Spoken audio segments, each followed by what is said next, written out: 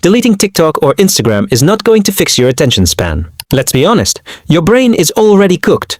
You struggle to focus on one thing for even 30 seconds. Your fingers start twitching, and you feel this constant urge to scroll, even when there's nothing new to see. That is not laziness. That is brain rot.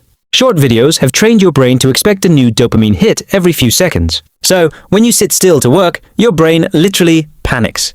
The real problem is a lack of purpose. When you don't have something important to focus on, your brain defaults to cheap scrolling. Here is how we fix it, starting today. First, stop multitasking. One screen, one task. Every time you switch tabs, you train your brain to stay shallow. Second, bring back boredom. Walk without music. Eat your lunch without watching a video. Sitting in silence actually resets your dopamine levels. Third, work in clean blocks. Try just 20 to 30 minutes of deep focus with zero distractions. Your attention is a muscle and you can rebuild it. Fourth, consume long-form content. Read a book, listen to a full podcast, or watch a long documentary. And finally, give your brain a real reason to focus. Find a goal or a project that actually matters to you. A brain without direction will always choose quick pleasure over hard work. Fix that and your focus will return.